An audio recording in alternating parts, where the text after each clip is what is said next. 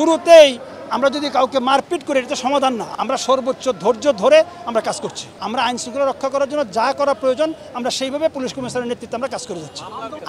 আমরা তো কখনোই বলি নাই যে ছাত্রদেরকে আমরা লাঠিচার্জ করব বা মারবো, এই ধরনের কোনো কথা আমাদের কোনো সদস্য বলেছে বলে আমার মনে পড়ে না। আমরা চেষ্টা করেছি শান্তিপূর্ণ উপায়ে আইন শৃঙ্খলা রক্ষা করার জন্য যতটুকু ধৈর্য ধরার প্রয়োজন হচ্ছে। আমরা বাংলাদেশ পুলিশে তথা ঢাকা মেট্রোপলিটন পুলিশে আমরা কাজ করছি। পুলিশ কমিশনার স্যারের নির্দেশ মোতাবেক আমাদের প্রত্যেকটি সদস্য, আমরা যেই লেভেলেই থাকে কেন, পুলিশ কমিশনার স্যারের নির্দেশে আমরা কাজ করে যাচ্ছি। আইন শৃঙ্খলা রক্ষা করার জন্য যা করা প্রয়োজন আমরা সেইখানে তাই করছি। আপনি যদি মনে করেন যে শুরুতেই আমরা যদি কাউকে মারপিট করি এটা সমাধান না। নগদের কাছে সব গ্রাহকই প্রিয়, তাই তো সারা দেশে ক্যাশ আউট চার্জ সবচেয়ে কম।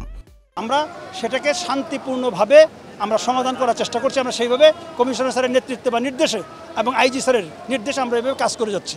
আমরা সর্বোচ্চ ধৈর্য ধরে আমরা কাজ করছি। প্রথম সরকারি কার্যদিবস তো আমরা চেষ্টা করছি।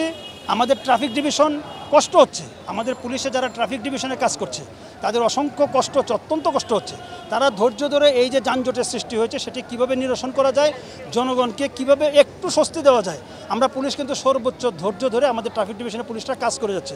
পাশাপাশি যারা আমাদের আইন শৃঙ্খলা রক্ষার কাজে যারা নিয়োজিত তারাও কিন্তু সর্বোচ্চ সংযম প্রদর্শন করে কোনো ধরনের সংঘাত যেন না হয় সেই পরিবেশ আমরা উন্মুক্ত রেখে আমরা চেষ্টা করছি শান্তিপূর্ণভাবে সব কিছু করে দেওয়ার জন্য।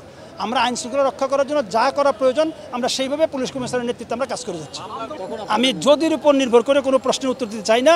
আমরা দেখি আমাদের ঊর্ধ্বতন কর্তৃপক্ষ রয়েছে, সর্বোপরি আমাদের আইজি স্যার রয়েছেন, পুলিশ কমিশনার রয়েছেন, আমরা কাজ করে যাচ্ছি।